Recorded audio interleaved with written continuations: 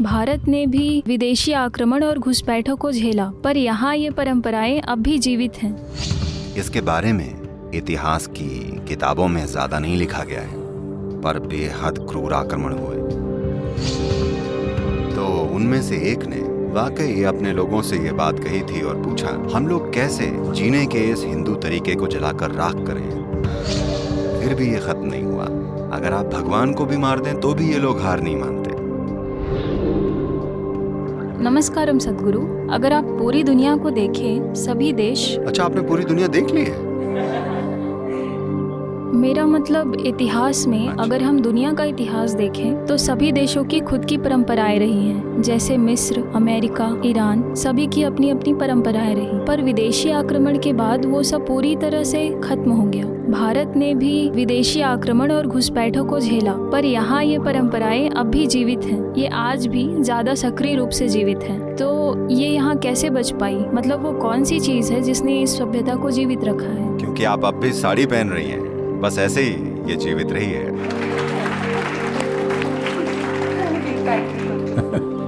वो कौन सी चीज है जिसने इस संस्कृति को हजारों सालों तक जीवित रखा? थैंक यू सद्गुरु। देखिए,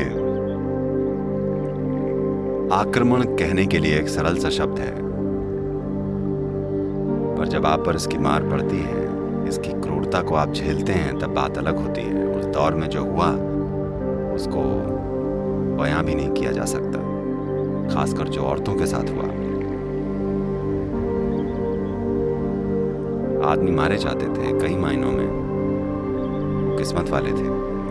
वो कभी कभी टॉर्चर किए जाते थे, वो थोड़ा बदकिस्मत था, पर आमतौर से महिलाओं को जीवित रहना पड़ता था और अक्सर उन पर उम्र भर टॉर्चर किया जाता था।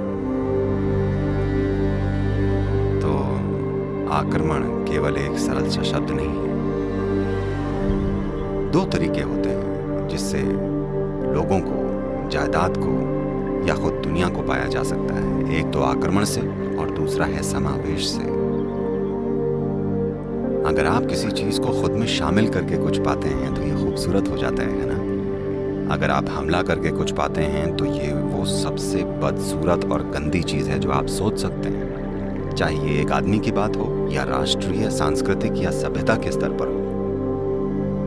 तो वो क्या है जिसने इस संस्कृति को जीवित बचाए रखा, लगभग हजारों सालों के क्रूर आक्रमणों के बाद भी जीवित रखा? क्रूर, इसके बारे में इतिहास की किताबों में ज्यादा नहीं लिखा गया है, पर बेहद क्रूर आक्रमण हुए हैं। तो ऐसी क्या बात थी? एक बात ये थी कि जिन लोगों ने आक्रमण किए थे उन्हें अपने धर्म से बल मिला था, या उन्होंने ऐसा अपनी आर्थिक दिलचस्पी की वजह से किया था। एक बात ये थी कि ये संस्कृति और सभ्यता इतनी गहन और जटिल रही थी कि वो इसे समझ ही नहीं सके। देखिए,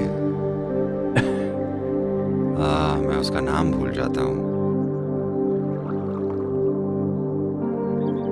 वो आक्रमणकारी क्या था? नहीं, मैं उसका नाम सोच रहा हूँ। मैं वैसे भी ये नाम याद रखने में अच्छा नहीं हूँ। खैर, तो उनमें से एक ने वाकई अपने लोगों से ये बात कही थी और पूछा, हम लोग कैसे जीने के इस हिंदू तरीके को जलाकर राख करें, इस हिंदू नाम की चीज को। क्योंकि उन्हें लगा कि ये एक और धर्म है। जैसे वो किसी एक धर्म को मानते हैं, वैसे दूसरे किसी और धर्म को मानते होंगे। ऐसा इसलिए क्योंकि मैं एक धर्म से हूं, तो आपको भी किसी दूसरे धर्म का होना ही चाहिए। नहीं तो कैसे? क्योंकि आप कुछ अलग चीजें करते हैं। पर यही तो वो कभी समझ नहीं पाए।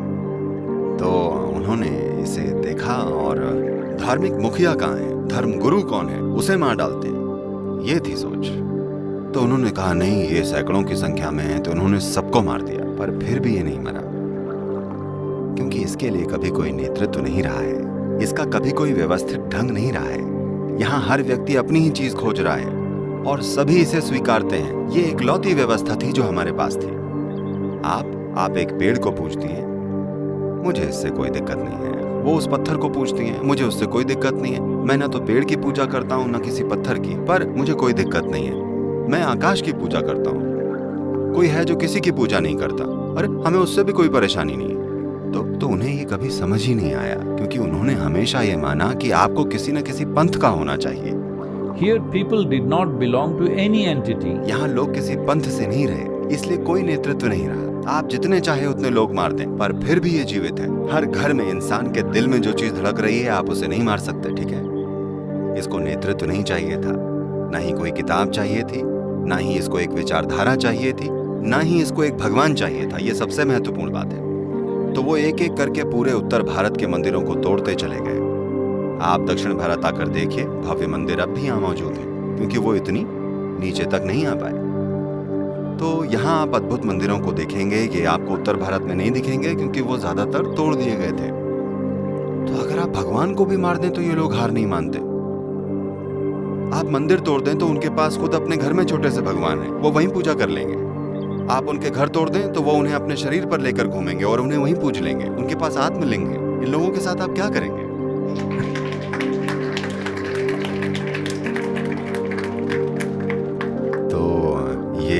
सबसे महत्वपूर्ण बात है जिसे आपको समझना चाहिए। इंडिया या भारत, शायद आपको मालूम हो या शायद ना हो, ये एक व्यवस्थित अव्यवस्था है। लोग इस चीज को नहीं समझते। तो अगर आप भारत को देखें तो लगता है ये कहीं नहीं जा रहा है, क्योंकि हम लोग तीर की तरह नहीं हैं। तीर कुछ देर तक उड़ता है और फिर गिर पड़ता है। हम मधुमक्खी के झुंड जैसे हैं। हर मक्खी अलग दिशा में जाती हुई दिखती है, पर आखिरकार सब एक ही दिशा में जाती है। ये बहुत अच्छे से चल रहा है।